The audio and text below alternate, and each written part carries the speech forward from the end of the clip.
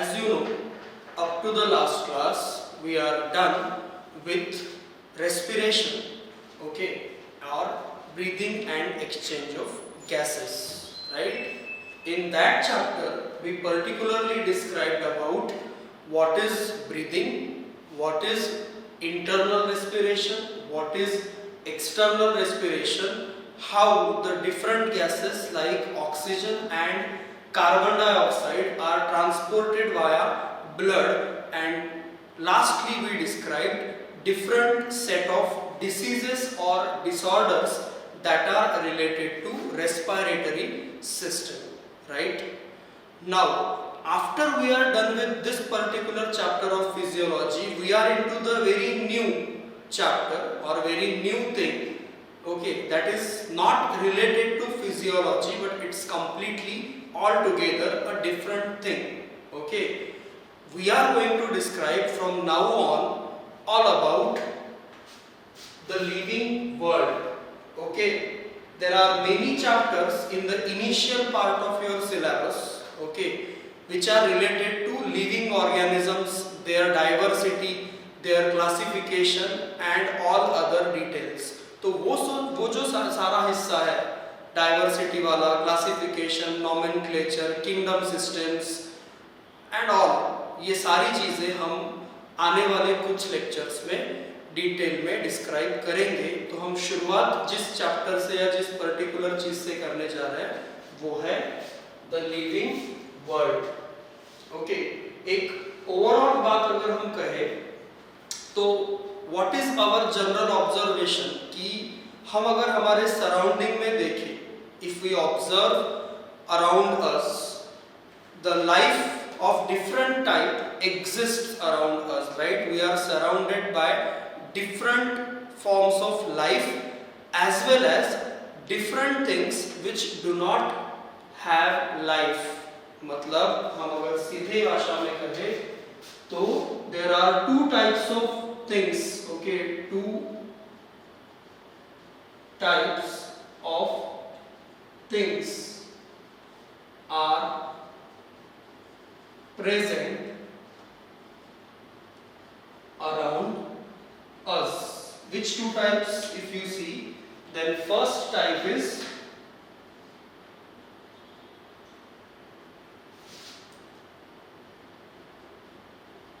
biotic components and second is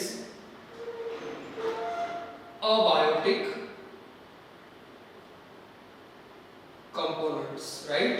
What I said, that we are surrounded or everyone is surrounded, okay, in its surrounding there are two types of things or two types of components, that is biotic components and abiotic components, okay. You must be like logically you can think ki what is this, okay. If you see, biotic components means living organisms. Biotic components के लिए कहते हैं हम living है, जो living है उन्हें हम, या जिनमें लाइफ है उन्हें हम बायोटिक कंपोनेंट्स कहते हैं, एंड अबायोटिक कंपोनेंट्स मींस जिनमें लाइफ नहीं है, या हम सीधे तौर पे कहें non living components, okay. So every one of us or everyone is surrounded by biotic and abiotic components, right? Now, in this chapter, we are going to talk about them. Living. Look at the name of a chapter that we are dealing with. We are dealing with the living world, means living organisms, means different type of biotic components, okay. Now when you say some component or some organism as a biotic or living, जब हम किसी organism को biotic component या living organism कहते हैं तो उसका basis तो होना चाहिए कुछ, राइट? मतलब there must be some basis, there must be something or some rules that we should apply in order to call some component as biotic, or we must have some basis in order to differentiate between biotic and abiotic, है ना? क्या लगता है कि किस basis पे या किस आधार पे हम बायोटिक और अबायोटिक कंपोनेंट्स को डिवाइड करें, या हम किस आधार पे बायोटिक कंपोनेंट को बायोटिक कहे या लिविंग कहे, right? Like if you take an example कि humans, as a human I am living और you are living, so you are a biotic component or I am a biotic component. So why I should call myself or why should you call yourself a biotic? Why not abiotic? That's the thing to be tested, right? ये चीज हमको logically सोचनी चाहिए कि भाई अगर किसी component को हम लिविंग कहते हैं, जैसे बाहर कोई अपना प्लांट है या हम खुद है या बाहर कोई हमको डॉगी दिखता है तो वो लिविंग है, ऐसा हम जनरली कह देते हैं कि ये लिविंग ऑर्गेनिज्म है। किस बेसिस पे, आधार क्या है? तो फिर हमारे पास ऐसे कुछ प्रिंसिपल्स, ऐसे कुछ कैरेक्टरिस्टिक्स होने चाहिए हमको पता, जिन आधार पे या जिस बेसिस पे हम किसी ऑर्गेनिज्म को लिविंग का दर्जा देते हैं, बायोटिक कंपोनेंट कहते हैं। तो next thing that we are going to discuss is what? Basic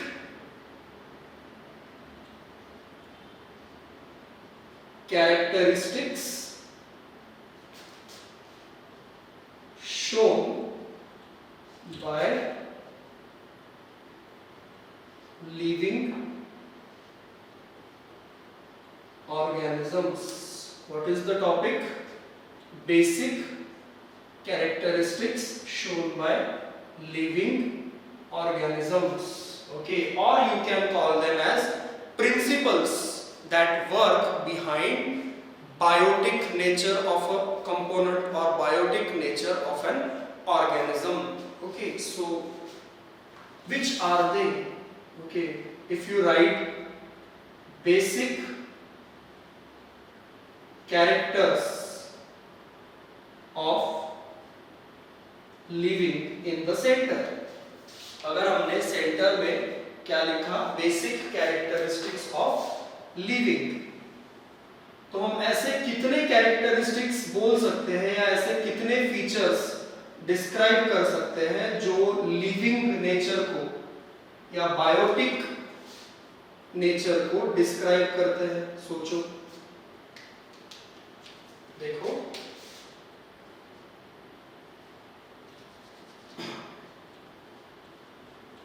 metabolism, okay, पहला फीचर जो किसी चीज के बायोटिक होने का सबूत है, मतलब लिविंग होने का सबूत है, वो है मेटाबॉलिज्म। उसके बाद ग्रोथ एंड डेवलपमेंट, उसके बाद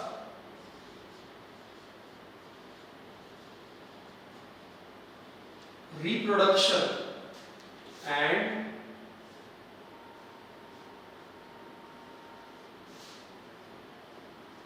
consciousness, और हम कहें sense and response। ठीक है ना? क्या लिखा है बोर्ड पे, उस पे ध्यान दो।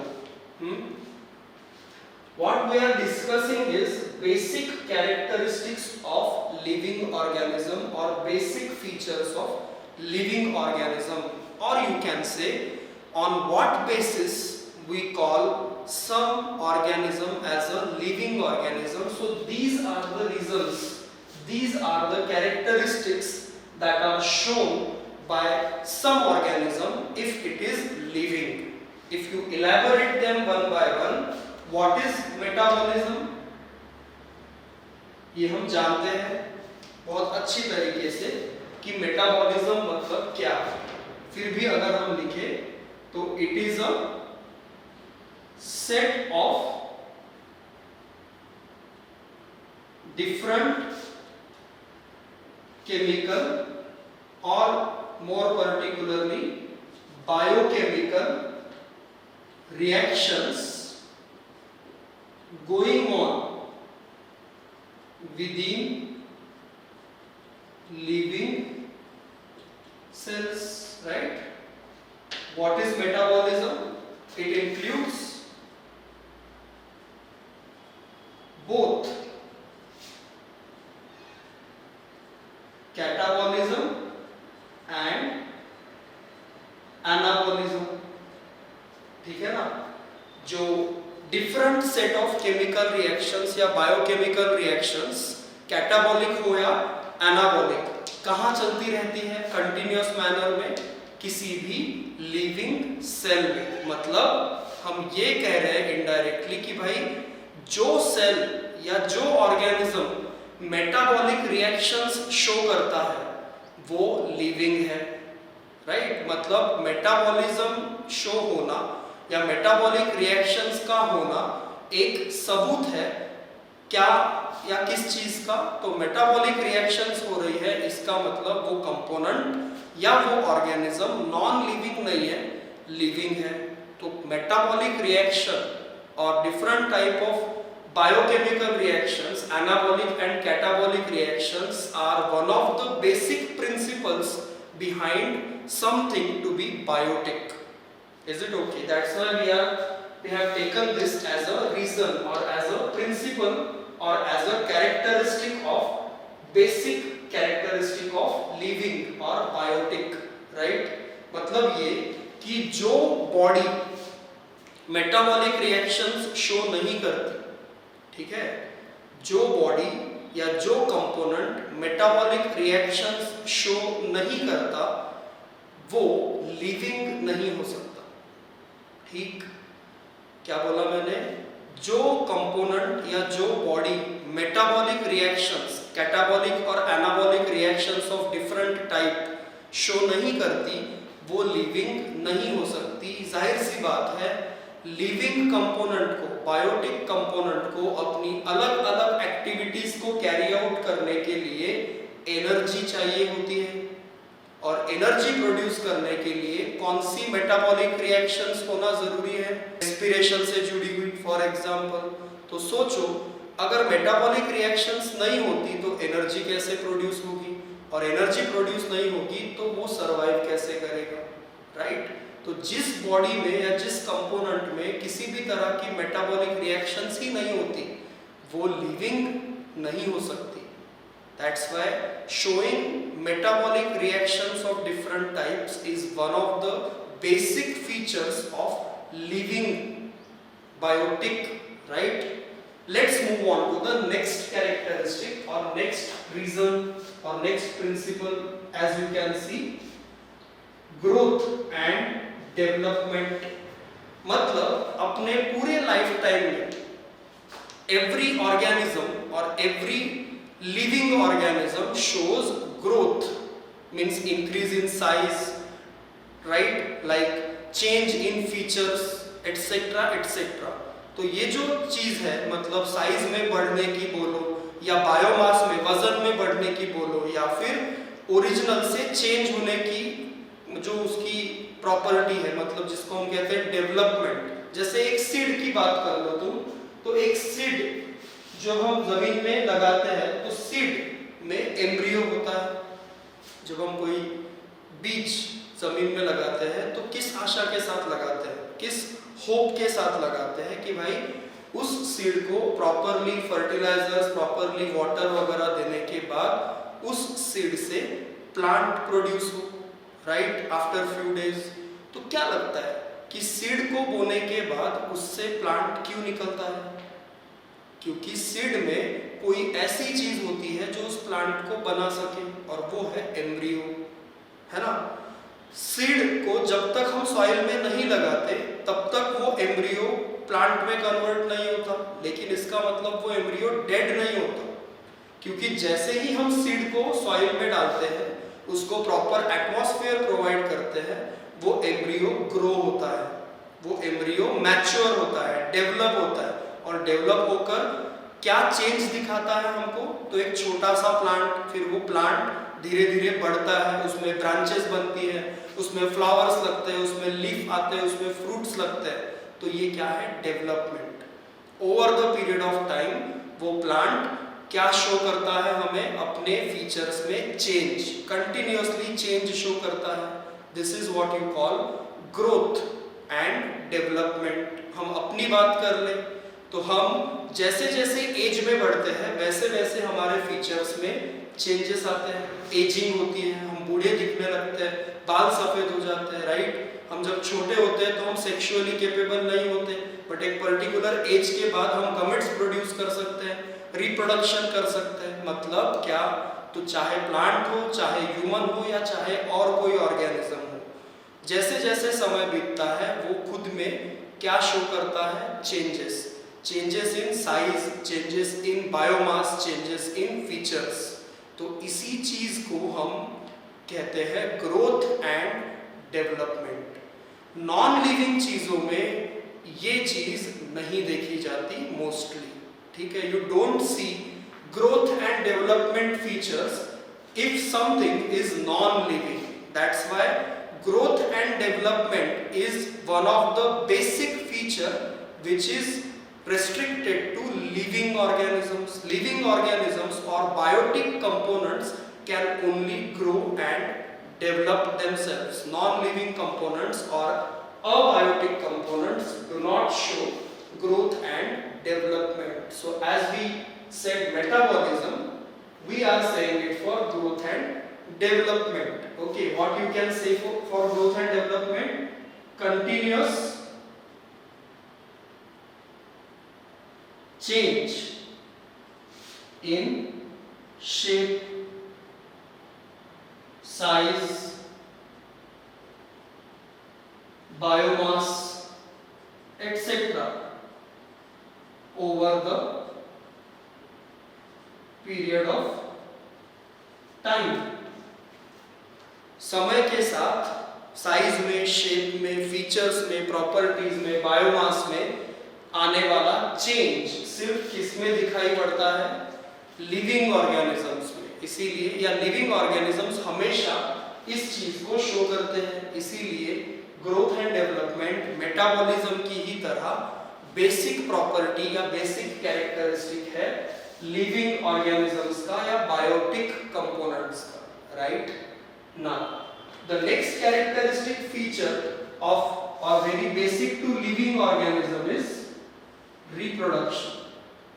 As you can see, the next basic feature or next basic characteristic for a living organism is reproduction. What about reproduction then? By definition, what is reproduction? It is a process of production of new individuals for continuity of life। ठीक है ना। हम सब जानते हैं कि दुनिया में ऐसा कोई भी लिविंग ऑर्गेनिज्म या कोई भी ऐसा बायोटिक कंपोनेंट नहीं है जो इमॉर्टल हो, मतलब जिसका लाइफ टाइम अनलिमिटेड हो। Every living organism that is produced on the earth is going to die someday, whether it's a plant, whether it's an animal, whether it's a human, everyone is going to die after the validity is over, and validity is different for different people, right? अलग अलग organisms के लिए validity अलग अलग है। इंसानों की average life time, dogs की एवरेज लाइफ टाइम, किसी प्लांट की एवरेज लाइफ टाइम एक जैसी नहीं है, लेकिन लाइफ टाइम हर किसी का है। मतलब no one is immortal practically.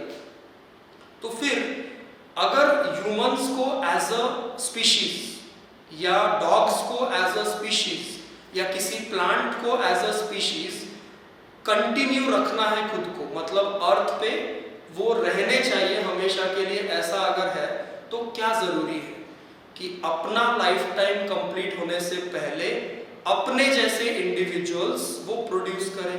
और इसी प्रोसेस को हम क्या कहते हैं?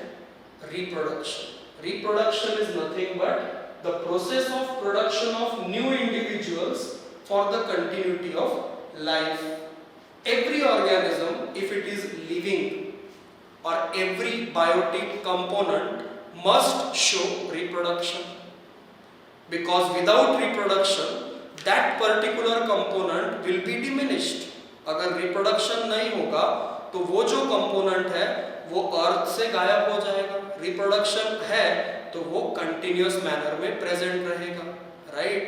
तो क्योंकि रिप्रोडक्शन अपने जैसे ही इंडिविजुअल्स बनवाता है या बनाता है और लाइफ को या उस स्पीशीज को कंटिन्यू रखता है, रिप्रोडक्शन भी एक बेसिक कैरेक्टरिस्टिक है जो लिविंग ऑर्गेनिजम्स में या बायोटिक कंपोनेंट्स में देखा जाता है। इसीलिए हमने मेटाबॉलिज्म और ग्रोथ एंड डेवलपमेंट के साथ साथ रिप्रोडक्शन को भी as a basic characteristic of living यहाँ कंसिडर किया है, राइट? Is it okay? और जैसा कि हम सब जानते हैं, क्योंकि ये बहुत बार कई सारे अलग अलग टॉपिक्स में हियर एंड देयर आ ही चुका है कि रिप्रोडक्शन प्राइमरीली दो तरह का होता है, सेक्सुअल एंड असेक्सुअल। तो भाई यहाँ पे बात सेक्सुअल या असेक्सुअल की नहीं है, यहाँ पे बात है रिप्रोडक्शन की। चाहे सेक्सुअल हो या असेक्सुअल, रिप्रोडक्शन का प्राइमरी पर्पस चेंज नहीं होता। Primary purpose of reproduction is to produce new individuals like themselves in order to continue the life, right? So reproduction, like that of metabolism and like that of growth and development, are or is a common basic feature of a living organism or a biotic component. Likewise, there is fourth and the most important one as a feature or as a characteristic.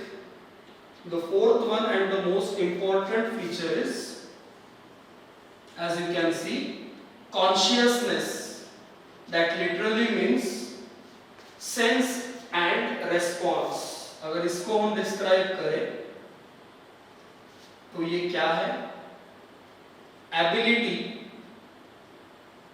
to sense the surroundings and to respond it in a particular manner. Consciousness किसे कहते हैं? तो typical भाषा में consciousness उस property को कहा जाता है जिसमें पर्सन या इंडिविजुअल अपने सराउंडिंग में क्या हो रहा है इससे परिचित हो या उसको ये पता चलता रहे। एक सिंपल सा एग्जांपल मैं लूंगा यहाँ पे कि अगर you are in the month of January और दिसंबर जनवरी, तो जनरली हमारे यहाँ पे दिसंबर जनवरी में विंटर चल रहा होता है, राइट? तो if you go outside and if it is December, month of December, October December, then probably you should carry a sweater with you, ठीक है ना? Why you will carry a sweater with you if you are going out or for a vacation in the month of October December in India? Because you know कि ये जो month है ये winter के months है और यहाँ पे ठंड होती है, तो बॉडी को जरूरत पड़ेगी अपना टेम्परेचर मेंटेन करने के लिए स्वेटर नाम के चीज की। If you are going out in the month of say July, August, you know that you should carry a umbrella or a raincoat. You are conscious about it. Why? Because you know कि there can be rains as it is a season of rains, rainy season है। Likewise, you carry a glares, goggles, like a proper cloth to cover your body. If it is a summer like this month is going on, May. So why you do this? You carry a cloth, you carry glares, you carry umbrella, raincoat, sweater and whatnot.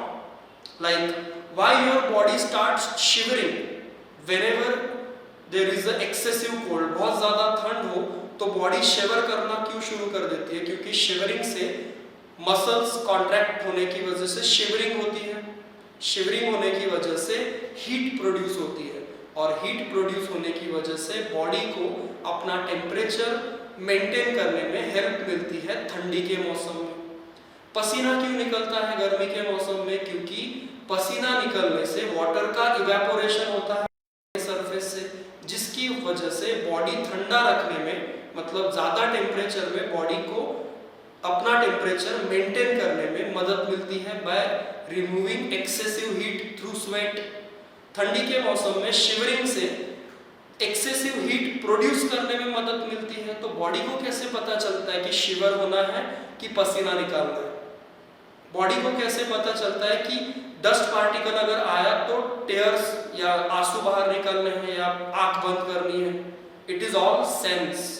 और ये sense सिर्फ इंसानों में नहीं होता, ये sense हर एक living organism में होता है, थोड़े बहुत कम ज़्यादा अमाउंट में। तो सेंस ही नहीं होता, सिर्फ रेस्पॉन्स या रेस्पॉन्ड करने की भी एबिलिटी होती है। जैसे तुम किसी गर्म चीज़ पे, ये हो चुका है हमारा रिफ्लेक्स एक्शन कहते हैं हम इसे, कि भाई तुम किसी नुकीली चीज़ पे या किसी गर्म सरफेस पे हाथ लगाओ तो तुम्हारा हाथ अपने आप पीछे आ जाता है। तो ये हाथ का पीछे आना रेस्पॉन्स है जो तुमको बचाता है, right?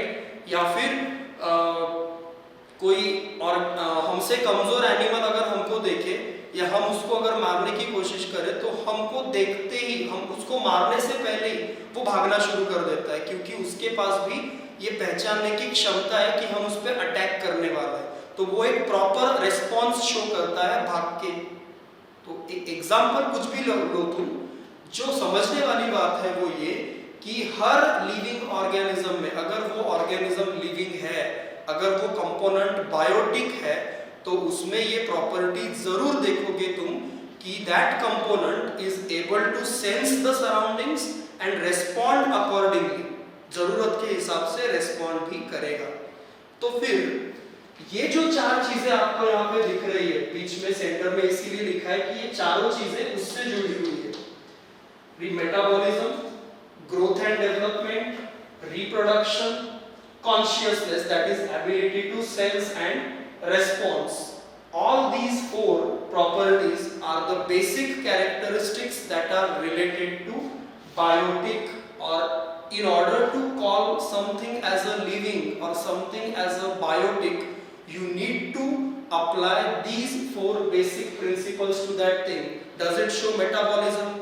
Does it show growth and development? Does it reproduce? And does it have sense and response ability? If it is, then it's a living thing for sure.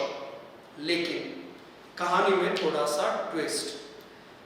तुमको दो तरह के सवाल इस पर्टिकुलर टॉपिक पे आते हैं। पहला सवाल इस बेसिस पे आता है कि जैसे कि मैं पूछ रहा हूं अभी, देखो कि which of the following are or is not a basic characteristic or not a basic feature of living organism? इनमें से दी गई कौन सी चीज लिविंग ऑर्गेनिज्म का बेसिक कैरेक्टरिस्टिक नहीं है? तो इस जवाब को देने के लिए तुमको ये चार चीजें पता होना जरूरी है कि growth, metabolism, reproduction and consciousness are the four basic characteristics of living. तो इसके अलावा जो भी होगा वो आंसर होगा।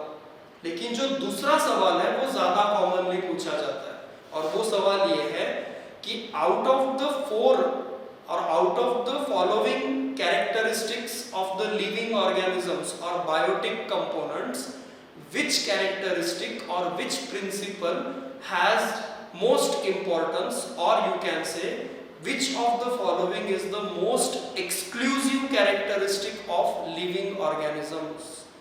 दिए गए कैरेक्टरिस्टिक्स में से कौन सा ऐसा कैरेक्टरिस्टिक है या कौन सा ऐसा फीचर है जो लिविंग ऑर्गेनिज्म के अलावा और किसी में नहीं देखा जाता, और जितने भी लिविंग ऑर्गेनिजम्स हैं सभी में देखा जाता है, मतलब उसके लिए कोई एक्सेप्शन नहीं है।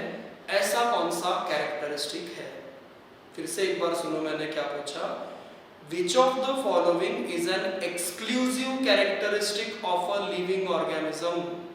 मतलब ऐसा कौन सा कैरेक्टरिस्टिक है जो सभी लिविंग ऑर्गेनिजम्स में विदाउट फेल पाया जाता है, और ऐसा कोई भी लिविंग ऑर्गेनिज्म नहीं है जिसमें वो नहीं पाया जाता, ठीक। और ऐसा कोई भी नॉन लिविंग ऑर्गेनिज्म या नॉन लिविंग कंपोनेंट नहीं है जिसमें वो पाया जाता है। सिर्फ एक्सक्लूसिवली कहाँ पाया जाता है? लिविंग में ही और सभी में। तो क्या लगता है चार में से कौन सा है? If you are thinking about this, it's wrong, it is also wrong. Now what about these two, which should be the correct? So this is the correct one, ठीक है ना। क्या बोल रहा हूं उसको ध्यान से समझो। भले ही metabolism, growth and development, reproduction और कॉन्शियसनेस, ये चारों लिविंग या बायोटिक कंपोनेंट के बेसिक कैरेक्टरिस्टिक्स है, इसके बावजूद हमारे पास बाकी तीनों के लिए एक्सेप्शंस है। मतलब रिप्रोडक्शन के लिए भी है, मेटाबॉलिक रिएक्शंस के लिए भी है और ग्रोथ एंड डेवलपमेंट के लिए भी है। लेकिन कॉन्शियसनेस एक ऐसा कैरेक्टरिस्टिक है, मतलब ability to sense and respond एक ऐसा बेसिक फीचर है जो सिर्फ और सिर्फ लिविंग कंपोनेंट्स में ही देखा जाता है। किसी भी नॉन लिविंग कंपोनेंट में आपको सेंस एंड रेस्पॉन्ड करने की एबिलिटी नेचुरली नहीं मिलेगी। अब ये मत बोलना कि रोबोट में तो हम इसको डाल सकते हैं, सेंस कर सकता है रोबोट, रेस्पॉन्ड भी कर सकता है, हाँ, लेकिन वो एक आर्टिफिशियली बनाई गई चीज है। नेचुरली प्रेजेंट ऐसा कोई भी अबायोटिक कंपोनेंट या नॉन लिविंग कंपोनेंट नहीं है जिसमें कॉन्शियसनेस हो, और ऐसा कोई भी लिविंग नहीं है जिसमें कॉन्शियसनेस ना हो, है ना। तो that's why out of the 4 basic characteristics of living organisms, consciousness or ability to sense and respond is the basic and exclusive property of living organism. This should be your answer to the question. What question? Which of the following is an exclusive feature or exclusive characteristic of living organism? It is consciousness. Now if you ask me why not reproduction, तो देखो ऐसे कई सारे living organisms हैं जो reproduce नहीं कर सकते, जिन्हें हम स्टेराइल कहते हैं। जैसे इंटर स्पेसिफिक हाइब्रिड्स अगर है, जैसे हॉर्स और डंकी के बीच, व्हाट आई सेड, हॉर्स घोड़ा और डंकी गधा, हॉर्स और डंकी के बीच जब क्रॉस किया जाता है तो वो 2 अलग स्पीशीज हैं। इनके बीच के क्रॉस से एक नया ऑर्गेनिज्म या एनिमल पैदा होता है जिसको हम खच्चर कहते हैं, म्यूल। म्यूल इंग्लिश में MULE, म्यूल। म्यूल का हिंदी में मतलब है खच्चर, जो रेत ढोने के काम आता है और कई सारे हेवी वर्क्स खच्चरों से करवाए जाते हैं। तो ये जो म्यूल है, ये जो खच्चर है, ये लिविंग है, ठीक है ना, क्योंकि ये मेटाबॉलिज्म शो करता है, छोटे से बड़ा होता है, काम करता है, मर जाता है। लेकिन उनमें सेक्स ऑर्गन्स डेवलप नहीं होते, वो लिविंग होने के बाद भी स्टेराइल होते हैं, मतलब वो रिप्रोडक्शन शो नहीं करते। हम में भी, ह्यूमंस में ऐसे बहुत सारे ह्यूमंस हैं जो बच्चे पैदा नहीं कर सकते, या हम कहें कि लिटरली वो स्टेराइल होते हैं, नॉन इम्पोर्टेंट होते हैं। तो क्या वो लिविंग नहीं है? है। तो लिविंग होने के बाद भी रिप्रोडक्शन करने की एबिलिटी नहीं है ना, मतलब there are exceptions where a living organism do not reproduce. So that's why reproduction is not an exclusive characteristic. Now what about growth and development? So see, किसी पर्वत की साइज बढ़ती है रेत के जमा होने से, राइट, है ना, या फिर किसी पत्थर की साइज कम हो जाती है, या कोई पत्थर रेत जमा होकर बनता है तो साइज तो उसकी भी बढ़ रही है, वजन तो उस पत्थर का या उस हिल टॉप का भी बढ़ रहा है रेत के या मिट्टी के जमा होने से। तो क्या वो लिविंग हो गए? तो कहने की बात यह है कि ऐसी कई सारी चीजें दुनिया में हम शो कर सकते हैं जिनमें ग्रोथ होती है, जिनका साइज, जिनका बायोमास बढ़ता है, जिनकी properties over the period of time change होती है, लेकिन वो चीजें लिविंग नहीं है। तो there are certain non living things which also show growth and development. तो हम ग्रोथ एंड डेवलपमेंट के लिए भी ऐसा नहीं कह सकते कि ये सिर्फ लिविंग ऑर्गेनिजम्स तक ही सीमित है। Some examples or exceptions are there where non-living components are showing growth and development. That's why this is also not taken as an exclusive characteristic now. Metabolism बहुत हद तक ऐसी चीज है जो सिर्फ और सिर्फ लिविंग ऑर्गेनिजम्स में ही देखी जाती है। तो फिर सवाल हमारे मन में आ सकता है कि मेटाबॉलिज्म को हम क्यों नहीं कंसीडर करते एक्सक्लूसिव कैरेक्टरिस्टिक। तो उसका जवाब ये है कि भाई अगर तुमको कोई मेटाबॉलिक रिएक्शन जो किसी लिविंग ऑर्गेनिज्म के अंदर होती है उसको लेबोरेटरी में अगर कैरी आउट करना हो तो वो वैसी की वैसी कैरी आउट हो जाएगी आउटसाइड द सेल, है ना। मतलब लिविंग ऑर्गेनिजम्स के बाहर भी ग्लाइकोलाइसिस करवाया जा सकता है अगर एंजाइम्स प्रॉपरली यूज किए जाए। उसको हम इन विट्रो कहते हैं, मतलब आउटसाइड द बॉडी। तो metabolic reactions that are going on within the living cells can be replicated and functional outside the living cell also. तो ऐसी बात नहीं है कि मेटाबॉलिक रिएक्शंस हमेशा सिर्फ लिविंग सेल में ही होती है और उसके बाहर वो नहीं हो पाती। तो इट्स एन एक्सेप्शन। तो ये सारी वजह जो है, ये सारे जो रीजंस है, ये इन रीजंस की वजह से हम इन तीनों को मेटाबॉलिज्म, ग्रोथ एंड डेवलपमेंट और रिप्रोडक्शन, इनको हम बेसिक कैरेक्टर्स तो मानते हैं लेकिन क्या नहीं मानते,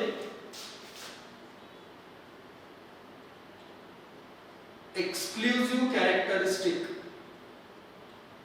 नहीं मानते। वो सिर्फ इसे मानते हैं, कौन से फीचर को, कॉन्शियसनेस को या सेंस और रेस्पॉन्स करने की एबिलिटी को, क्योंकि ऐसा कोई भी नॉन लिविंग कंपोनेंट हमारे जानकारी में नहीं है जो कॉन्शियसनेस शो करे, और ऐसा कोई भी लिविंग ऑर्गेनिज्म हमारी जानकारी में नहीं है जो कॉन्शियसनेस ना शो करे।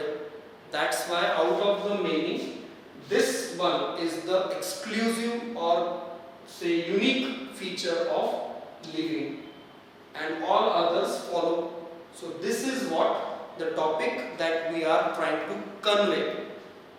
What are the rules to be applied in order to prove some component as living or biotic? Is it okay? In next part or next time we meet, we will discuss about different taxonomical aids. AIDS का मतलब that's not AIDS वाला, acquired immunodeficiency syndrome वाला नहीं। ऐसी चीजें जो हमको classification को समझने में या एनिमल्स को पढ़ने में, ऑर्गेनिजम्स को पढ़ने में हेल्प करती है, ऐसी चीजों के बारे में हम पढ़ेंगे when we meet next time. But as far as this lecture is concerned, we focused mainly on characteristics that define living and what is living. Okay, once again have a proper look at this particular thing and you will understand what are the rules to be applied for proving or saying some component as living or biotic.